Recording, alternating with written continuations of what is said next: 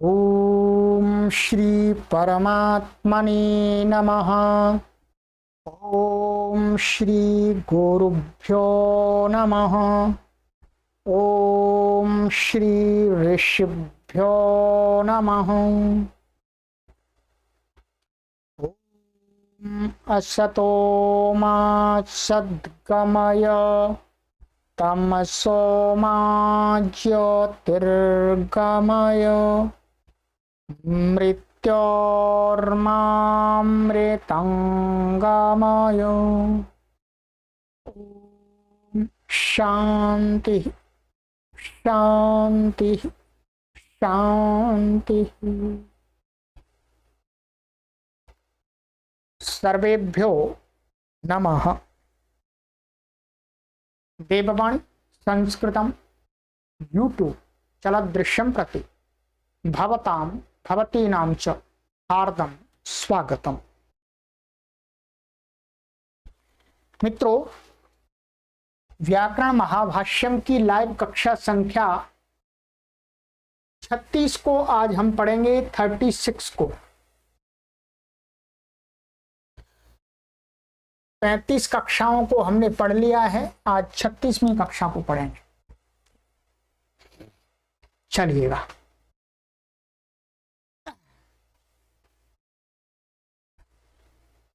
गत कक्षा में मैंने आपको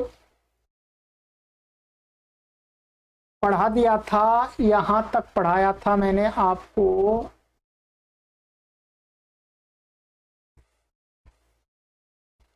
यहां तक पढ़ा दिया था, यहां तक हमने पढ़ लिया था। ठीक है, यहां तक पूर्व पक्षी उत्तर पक्षी अर्थात व्याकरण शब्द का अर्थ पदार्थ सूत्र माने अथवा शब्द माने चर्चा करते करते यहां तक बात आ गई थी कि जो पूर्व पक्षी ने दोष दिखाए थे उनका भी उत्तर पक्षी ने समाधान कर दिया था। अब पूर्व पक्षी के पास में एक दोष बचा है। पूर्व पक्षी के पास में जो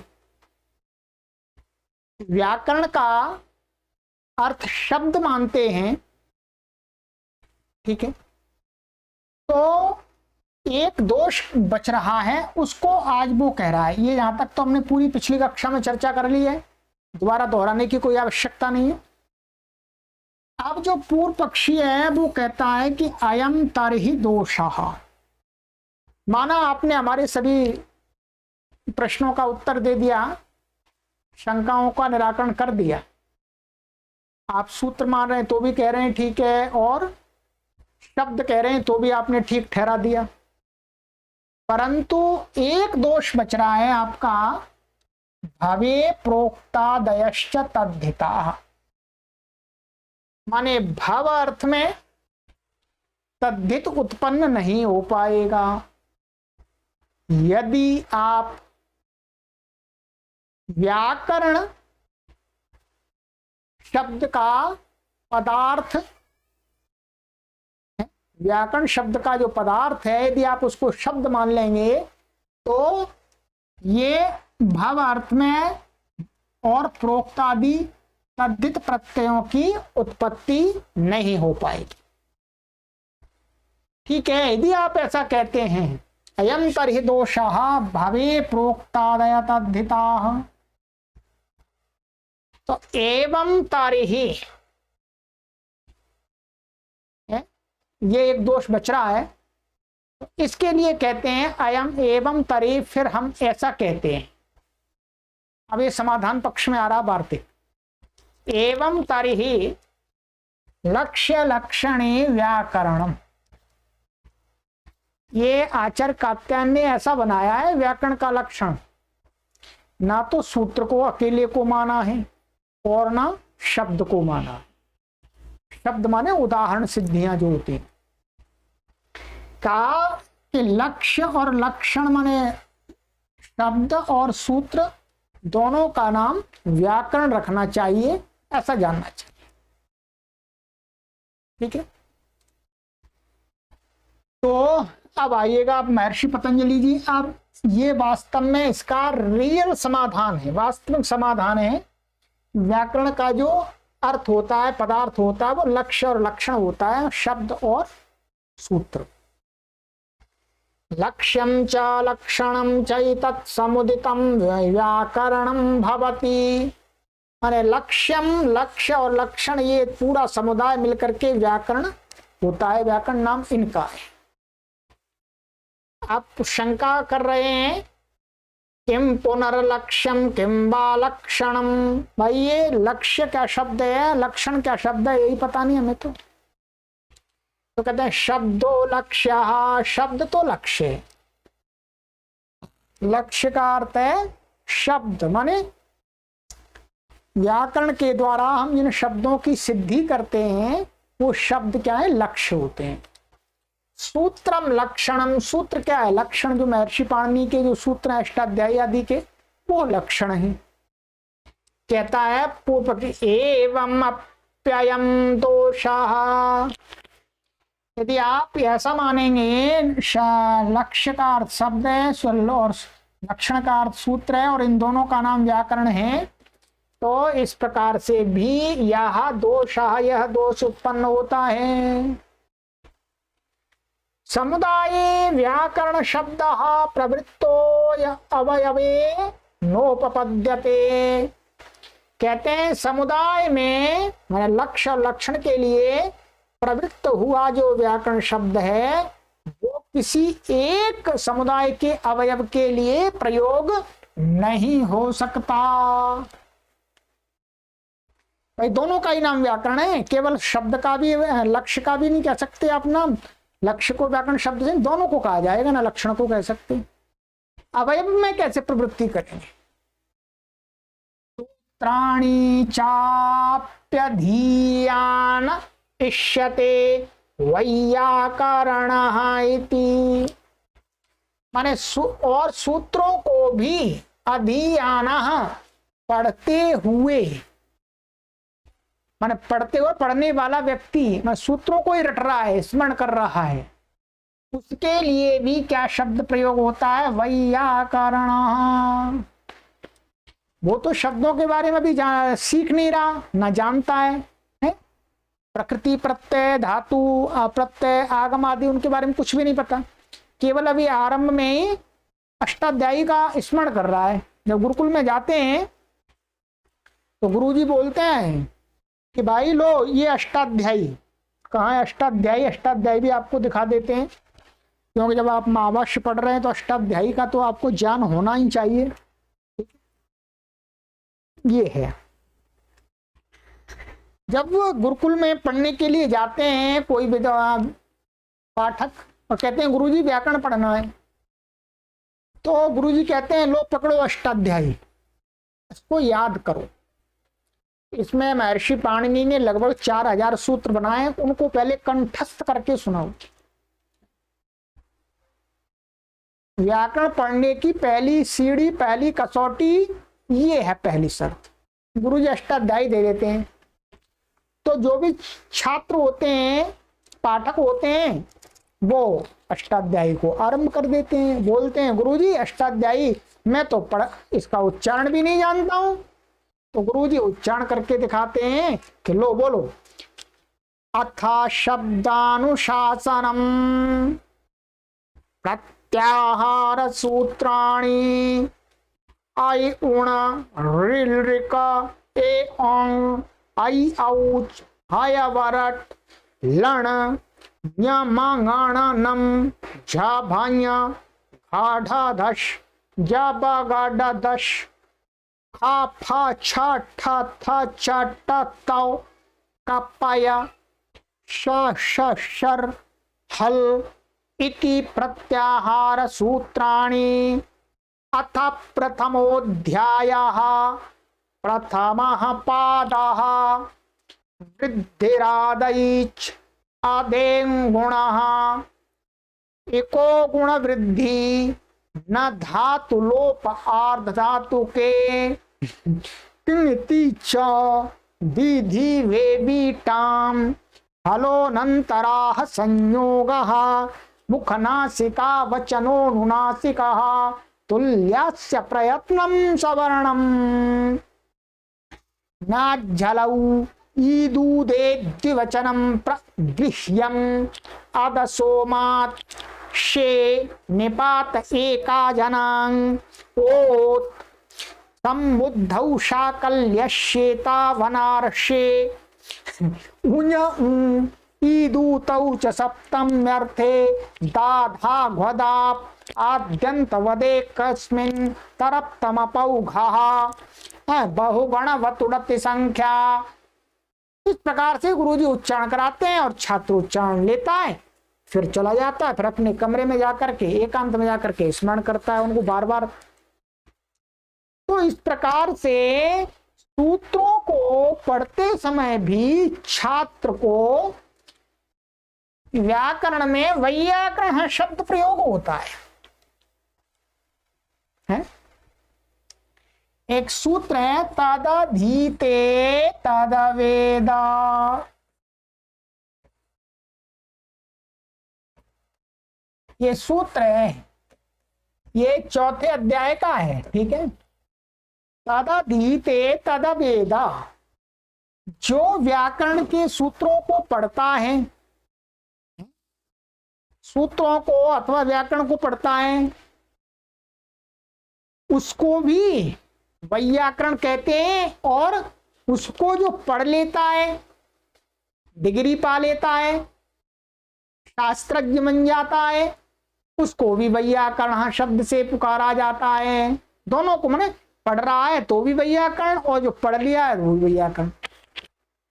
तो कहते हैं कि जो सूत्रों को मात्र रट रहा है उसको भी वैयाकरण कहते हैं। तो अब व्याकरण वैयाकरण की जो सिद्धि होती है उसमें क्या है, व्याकरण शब्द से बनता है। ये व्याकरण से अण प्रत्यय होकर के क्या बनता है, बोलो, वैयाकरण। तो यहां तो सूत्रों को पढ़ने वाले के लिए वैयाकरण शब्द, और यहां पर व्याकरण शब्द का अर्थ क्या होगा, सूत्र केवल, शब्द तो आया नहीं।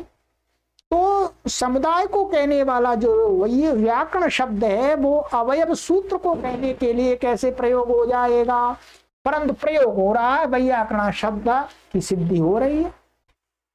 ये दोष आ जाएगा आप यदि ये लक्षण बनाते हैं, ये तब दोष आ जाएगा। मैंने आपको सरलता से समझा दिया है, ठीक है। थोड़ा भी यदि आपने पीछे प्रथमावृत्ति या काशिका आदि का अध्ययन किया है, लघु सिद्धांत कौमुदी अथवा मध्य सिद्धांत कौमुदी या वैयाकरण सिद्धांत कौमुदी, तो आपको ये बात समझ में आ जाएगी, ठीक है। तो कहते हैं, अब उत्तर पक्षी कहता है नैषा दोषा, अरे भाई ये दोष नहीं है, ये कोई दोष नहीं है, ये तो बन जाएगा, इसमें क्या परेशानी है, कोई परेशानी नहीं। समुदायेषु ही शब्दाः प्रवृत्ता अवयवेष्वपि वर्तन्ते। कहते हैं कि समुदायों में जो प्रयोग होने वाले शब्द हैं वो उनके समुदायों के अवयवों के लिए भी प्रयोग किए जाते हैं, माने देखे जाते हैं व्यवहार में। लौकिक उदाहरण दे दिया, देते हैं, कहते तदया था, जैसे संसार में देखते हैं, पूर्वे पंचालाः उत्तरे पंचालाः तैलम भुक्तम घृतम भुक्तम शुक्लो नीलाः कपिलः कृष्णः इति। ये उदाहरण है, इनको थोड़ा समझ लीजिएगा, कोई कठिन नहीं है, वैसे आराम से समझ में आ जाए। कहते हैं कि जैसे यहां पर ये पंचालाः शब्द है, प्राचीन काल में एक पंचाल नाम देश, पंचाल नाम का एक देश था, एक क्षेत्र विशेष का नाम था। कालांतर में धीरे धीरे 100, 200, 300, 400, 500 साल बाद उसके 3 भाग कर दिए। बंटवारा हो गया, 3 भागों में बांट दिया, एक पूर्व पंचाल, एक उत्तर पंचाल और एक दक्षिण पंचाल, 3 भागों में बांट दिया। अब क्या है, यहां ये दिखाना चाह रहे हैं कि उस पूरे क्षेत्र को कहने वाला जो पंचाल शब्द है, अब वो उसके ही एक भाग को जब कहते हैं पूर्व पंचालाहा, ये देश का वाचक है, यहां ध्यान देंगे, बहुवचन में प्रयोग होता है। पूर्व पंचालाहा माने ये पूर्व पंचाल देश है, और यह उत्तरे पंचालाहा, ये उत्तर पंचाल है। तो यहां पर उत्तर भाग के साथ में उत्तर जो एक भाग उसका अवयव है पूरे पंचाल देश का, उसके साथ भी ये समुदायवाची जो शब्द था वो अब एक अवयव के लिए भी प्रयोग हो रहा है यहां पर, ऐसे ही यहां पर हो रहा है।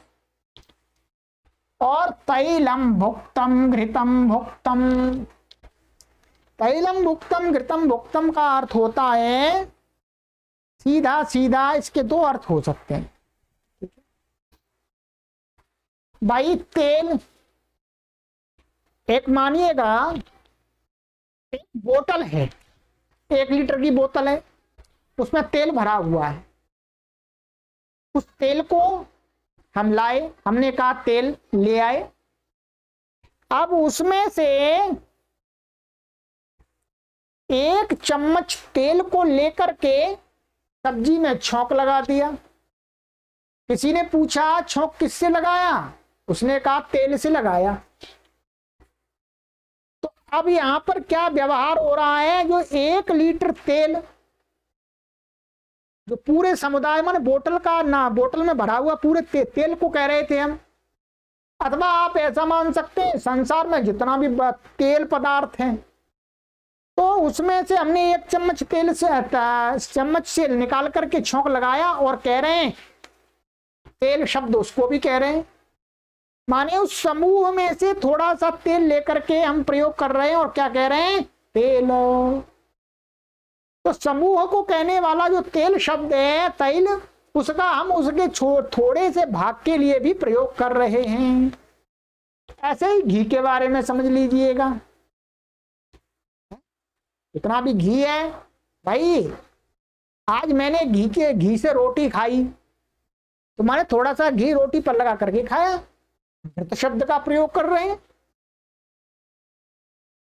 दूसरा इसका टीकाकारों ने जो अर्थ किया है वो अर्थ है, टीका माने प्रदीप है, उद्योत आदि हैं, उन्होंने क्या अर्थ किया है, उन्होंने भी सही किया है कि तैल और घृत शब्द यहां पर औषधि विशेष के लिए रूढ़ है, माने घृत में तैयार की गई औषधि, तेल में तैयार की गई औषधि, माने तेल के योग से घी के योग से। तो जितनी भी औषधि को एक वैद्य तैयार करता है, मानिएगा 5 किलो औषधि तेल के योग से तैयार की, 5 किलो औषधि घी के योग से तैयार की, तो उस 5 किलो औषधि जो तेल से तैयार की गई है, उसका नाम आयुर्वेद आदि ग्रंथों में क्या रखा जाता है, तैल रखा जाता है। क्या रखा जाता है, तैल, पूरे को 5 किलो। ऐसे ही घी से तैयार की गई 5 किलो औषधि, उस पूरे, उसमें दूसरे पदार्थ भी मिले होते हैं, उसका पूरे का नाम होता है घी, घृतम। जो वैद्य होता है, जब कोई रोगी आता है तो वैद्य क्या करता है, तेल वाली जिसको कोई रोग विशेष है उसमें तेल वाला औषधि लाभ करेगी, तो वो उसमें से थोड़ी सी निकाल के उसको दे देता है और कहता है कि इस तैलम, इस तेल को लेना है। तो उसको रोगी है वो उसको खाता है, तब वो कहता है तैलम भुक्तम, मैंने तैल खा लिया। तो उसने सारी औषधि तो नहीं खाई, उसने तो उसका थोड़ा सा भाग खाया है? थोड़ा सा भाग खाया। तो समुदाय के लिए प्रयोग हुआ शब्द उसमें से थोड़ी सी मात्रा में प्रयोग किए करने पर भी उसके लिए प्रयोग किया जाता है। ऐसे ही घृतम शब्द का है। दोनों प्रकार का मैंने आपको बता दिया, ठीक है। अब क्या है, आगे कहते हैं शुक्लो नीला कपिला कृष्णा, ये रंगवाची हैं। शुक्ला माने सफेद, नीला माने नीला ब्लू, कपिला ये कपिला थोड़ा कत्थई जैसा होता है, और कृष्णा माने काला। क्या होता है, शुक्ल शब्द का प्रयोग कहां करते हैं, शुक्ल शब्द का प्रयोग कहां करते हैं, जहां पर कोई पूरा सफेद हो, पूरा सफेद हो। परंतु क्या देखा जाता है कि कोई कपड़ा, ये मानिएगा ये सफेद भी है, व्हाइट भी है, और ये कुछ दूसरा कलर भी है, पीला भी है, येलो भी है, रेड भी है, ग्रे, और ये सुआ पंखी भी है तोते का, ठीक है।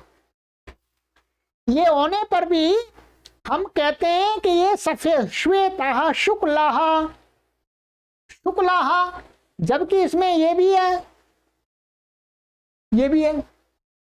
यहां क्या है कि अब माने पूरा जो समुदाय है उसमें तो कई कलर हैं, परंतु उसमें एक कलर क्या है, श्वेत। तो श्वेत को मन शुक्ल है, शुक्ल है तो शुक्ल का भी हम व्यवहार कर रहे हैं। दूसरा हमने ये कपड़ा लिया सफेद, दोनों साइड से, वो एक साइड से सफेद है पूरा, ठीक है, सफेद है। अब इसका इतना भाग यदि फाड़ लें और कोई पूछे कि इसका रंग कैसा है, तो हम क्या कहेंगे, शुक्लः। जबकि इस पूरा सफेद था, ये शुक्ल शब्द का पूरे के लिए प्रयोग हो रहा है। उसके एक देश में जो रंग सफेद है उसके लिए भी शुक्ल का प्रयोग करते हैं। तो दोनों प्रकार से देख सकते हैं, समुदायवाची शब्द को अवयव में, अवयवाची शब्द को समुदाय में प्रयोग किया जाता है। इसी प्रकार से नीले का घटा लीजिएगा, कपड़ा का घटा लीजिएगा, काले का घटा लीजिएगा, सरल है, मैंने बता दिया। तो कहते हैं यहां पर समुदायों में प्रयोग होने वाले जो शब्द हैं वो अपने अवयवों के लिए भी प्रयोग देखे जाते हैं लोक में, यथा लोके तथा व्याकरणे, अथवा यथा लोके तथा वेदे। परंतु यहां तो व्याकरण शास्त्र की बात कर रहे हैं, तो यथा लोके तथा व्याकरणे, जैसा लोक में दिखाई दे जाता देती है चीजें, वैसे ही विषय व्याकरण के अंदर होते हैं। एवं अयं समुदाये व्याकरण शब्दः प्रवृत्तो वयवेष्वपि वर्तते। इस प्रकार से ही, इनके समान ही यह समुदाय में प्रयोग होने वाला, लक्ष्य और लक्षण के लिए प्रयोग होने वाला जो व्याकरण शब्द है, जो प्रवृत्त हुआ है, वो उस अपने एक अवयव माने सूत्र के लिए भी हो सकता है, लक्ष्य के लिए भी हो सकता है, शब्द के लिए भी हो सकता है, कोई परेशानी नहीं है, और दोनों के लिए भी हो सकता है इकट्ठा एक साथ में। ये तो कामाचार है, इसमें क्या परेशानी है, ये तो कोई दोष नहीं है आपका। स्पष्ट कर दिया, दोष को दूर कर दिया।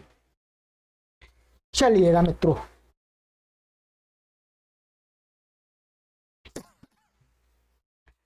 अब कहते हैं अथवा, लीजिएगा अब ये अभ्युपगम पक्ष। अब कहते हैं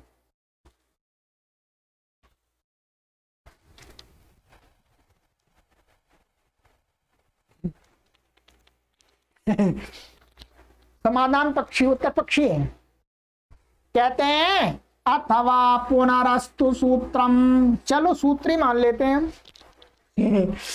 पहले आपने सूत्र का खंडन कर दिया था, हम सूत्र ही मान लेते हैं व्याकरण शब्द का। देखिएगा, अब ये सिद्धांत पक्ष है, सिद्धांत पक्ष आपको बता दिया, लक्ष्य लक्षण व्याकरण में सिद्धांत पक्ष है, ठीक है। अब ये अभ्युपगम पक्ष है, माने इसको भी मानने में कोई परेशानी नहीं है। अथवा पुनरस्तु सूत्रम, अथवा सूत्र ही मान लेते हैं व्याकरण शब्द का अर्थ। नानु च उक्तम, अपूर्व पक्षी कह रहा, अरे भाई ननु च उक्तम, ये तो अभी कहा था, सूत्रे व्याकरणे षष्ठ्यर्थो अनुपपन्ना इति। भाई ये तो सबसे पहले बात हमने कह दी थी, सूत्र आप मानेंगे तो व्याकरण शब्द को सूत्र मानने पर उसमें षष्ठी का अर्थ उत्पन्न नहीं होगा कि व्याकरण का सूत्र हम ऐसा बोलते हैं। तो ये व्यधिकरण में षष्ठी व्यक्ति, इसका संबंध कहां से निकालेंगे आप? कहते हैं नैष दोषः, ये दोष नहीं है। अभी आपको उतनी समझ नहीं है, उत्तर पक्षी कह रहा है। पहले तो हम आराम से बात कर रहे थे आपसे, अब सुनो। व्यपदेशीवद भावेन भविष्यति। अरे जी, व्यपदेशीवत भाव से हम कर लेंगे, हैं? वही व्याकरण का पदार्थ सूत्र मानने पर आप कह रहे हैं कि षष्ठी का अर्थ नहीं होता है, हम व्यपदेशी से कर लेंगे। अर्थात मुख्य वृत्ति को हम गौण में भी व्यवहार कर सकते हैं। जैसे एक उदाहरण के लिए मैं आपको समझा देता हूं कि हम बोलते हैं, संस्कृत का प्रयोग करेंगे शब्द, क्या शब्द बोलते हैं? ज्येष्ठः, पुत्रः और कनिष्ठः।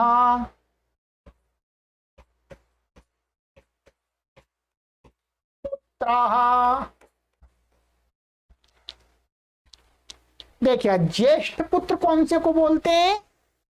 कोई व्यक्ति वह बोलता है ये मेरा बड़ा बेटा है, तो कब बोलता है? उसका एक छोटा बेटा होता है, उससे वो बड़ा होता है, तब बोलता है वो मेरा ये ज्येष्ठ पुत्र है। और कोई व्यक्ति ऐसा बोलता है ये मेरा कनिष्ठा पुत्र हमन मम, कनिष्ठा पुत्र ये मेरा छोटा बेटा है, तो वो कब बोलता है? उससे उसका एक बड़ा बेटा और होता है, तब उसका प्रयोग करता है कनिष्ठा पुत्र। अर्थात ये दोनों शब्द कब प्रयोग होते हैं? दो में प्रयोग होते हैं, माने दो पुत्र होते हैं तब ये व्यवहार में आते हैं, कनिष्ठा और ज्येष्ठा। परंतु व्यपदेशीवत भाव से, व्यपदेशीवत का अर्थ होता है, व्यपदेश माने व्यवहार, व्यपदेशी माने व्यवहार जो किया गया है जिसका वो, और वत माने उसके समान। व्यपदेशी का अर्थ होता है मुख्य शब्द के लिए प्रयोग करना, मुख्य वृत्ति, और व्यपदेशी वत माने मुख्य वृत्ति के समान ही गौण वृत्ति से भी व्यवहार कर लेना। तो अब क्या है? एक व्यक्ति है, उसका केवल एक ही पुत्र है। कोई व्यक्ति आए उसके घर पर, प्रथम बार आए, उनको पता नहीं है, उन्होंने कहा कि आपका बड़ा बेटा कहाँ है? माने भावतः ज्येष्ठः पुत्रः कः, आपका बड़ा पुत्र कौन सा है? तो उस व्यक्ति, वो उसका बेटा वहीं बैठा हुआ था, उसने कहा अयम मे ज्येष्ठः, यही मेरा ज्येष्ठ पुत्र है। फिर थोड़ी देर बाद एक व्यक्ति और आए, उन्होंने पूछा भावतः कनिष्ठः पुत्रः कः, आपका कनिष्ठ पुत्र, छोटा पुत्र कौन सा है, छोटा बेटा? उसने कहा अयम मे कनिष्ठः पुत्रः, यही मेरा कनिष्ठ पुत्र है, यही तो है मेरा कनिष्ठ पुत्र। उस व्यक्ति ने अपने एक बेटे के लिए ही क्या कर दिया? कनिष्ठा शब्द का भी प्रयोग कर दिया और ज्येष्ठा का भी कर दिया। जबकि ज्येष्ठ का जो अर्थ या प्रयोग कब होता है? जहां पर छोटा हो, वहां पर मुख्य रूप से वहां प्रयोग होता है। मुख्य वृत्ति उसकी क्या है? ज्येष्ठ शब्द की, जहां पर छोटे बेटे की उपस्थिति हो, अस्तित्व हो। ऐसे ही कनिष्ठा, कनिष्ठ शब्द की, कनिष्ठ शब्द का प्रयोग कहां होता है? जहां पर बड़ा बेटा हो, बड़े ज्येष्ठ पुत्र की उपस्थिति हो। परंतु गौण वृत्ति से हम ज्येष्ठ और कनिष्ठ का एक में भी व्यवहार कर लेते हैं, आद्यंतवदेकस्मिन्, जो हमने पढ़ा है पहले। तो कहते हैं विपदेशीवत भाव से कर लेंगे, जैसे व्याकरण शब्द को हम कह रहे हैं, तो व्याकरण का जो अवयव सूत्र है, व्याकरण तो सभी सूत्रों का नाम हो गया, परंतु उसका एक सूत्र है, उसके लिए भी प्रयोग कर देंगे व्याकरण शब्द का। क्या परेशानी व्यपदेशी भाव से? मुख्य वृत्ति व्याकरण शब्द की तो सूत्र समुदाय के लिए है, और गौण वृत्ति से हम क्या कर लेंगे, सूत्रों के एक सूत्र के लिए, दो सूत्र के लिए उसके अवयव, सूत्र समुदाय के अवयव सूत्र के लिए भी कर देंगे व्यपदेशी भाव से, कोई परेशानी नहीं है। इसलिए आपका ये भी दोष दूर हो गया, व्यपदेशी भावेन भविष्यति। अब पूर्व पक्षी को कह दिया सूत्र मानने में भी कोई दोष नहीं। और कहते हैं यदप्युच्यते शब्दा प्रतिपत्ति इति नहि सूत्रतः एव शब्दान प्रतिपद्यन्ते किन्तर्हि व्याख्यानतश्चति। अच्छा जी, और जो कहा गया है कि एक ये दोष और था कि शब्दा प्रतिपत्ति ही, ये पहले आया वार्तिक शब्दा प्रतिपत्ति ही, माने शब्द मानने पर व्याकरण शब्द की माने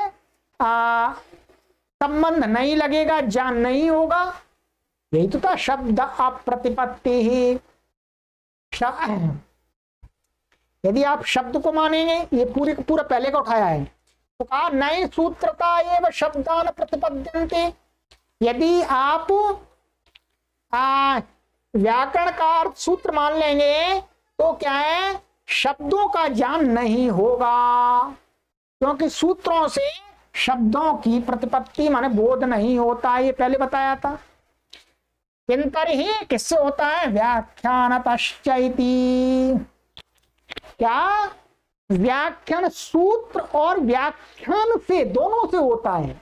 उच्चय लगाया था वहां, किसके लिए लगाया था, समुच्चय के लिए, माने सूत्र और व्याख्यान माने उसके उदाहरण, अर्थ, प्रत्युदाहरण, सिद्धियां आदि, इन सब के द्वारा, सूत्र और इसके द्वारा बोध होता है शब्दों का। तो कहते हैं ये उत्तर पक्षी कहता है परिहृतम एतद्, आपका ये दोस्त तो हमने परिहार कर दिया था। ये तो परिहृतम एतम, तो इसका परिहार हो गया है। तदेव सूत्रम विगृहीतम व्याख्यानम भवति इति, कि वह सूत्र ही विगृहीतम माने उसका जब विग्रह करते हैं। अब ध्यान दीजिएगा, यहां पर जो पीछे कहा था कि तदेव सूत्रम विगृहीतम व्याख्यानम भवति, माने वह सूत्र ही तो उसका जब विग्रह कर देते हैं, माने पदच्छेद कर देते हैं। क्या है, पदच्छेद कर देते हैं, तो वही उसका व्याख्यान होता है। क्या होता है, ये उत्तर पक्षी ने ये दिया था वास्तव में। क्या उत्तर पक्षी ने ये दिया था, पूर्व पक्षी ने तो कहा था कि जो व्याख्यान होता है वो क्या होता है, अर्थ, उदाहरण आदि सिद्धि। पर उत्तर पक्षी ने ये वहां कहा था कि सूत्र का जो व्याख्यान शब्द है, व्याख्यान था, वो सूत्र का विग्रह कर देना। क्या विग्रह मात्र कर देना माने पदच्छेद दिखा देना, ये विभक्ति और ये शब्द है सूत्र के, यही उसका व्याख्यान होता है। ये हमने बता दिया था। क्या व्याख्यान उसका उसमें ही होता है, भवतीति नानु च उक्तम। भाई वहां तो आपने ये भी तो कहा था कि न केवलानि चर्चा पदानि व्याख्यानि वृद्धि आताई चैति किंतर्हि उदाहरणं प्रत्युदाहरणं वाक्याध्याहार इत्येतत् समुदितं व्याख्यानं भवतीति। ठीक है, इसका ये समाधान था वहां पर पीछे कि न केवल चर्चा पदानी माने पदच्छेद मात्र व्याख्यान नहीं होता है। जैसे वृद्धि आत आई चेती, किंतरी क्या होता है, उदाहरणम प्रत्युदाहरणम वाक्याध्यार, वाक्यों का अर्थ होता है ऊपर से सूत्रों के पदों का अध्याहार लाना पड़ता है, वो अनुवृत्ति, और जो पद वहां पर नहीं होते हैं उनका अपनी तरफ से अध्याहार कर लेना होता है, जोड़ लेना होता है।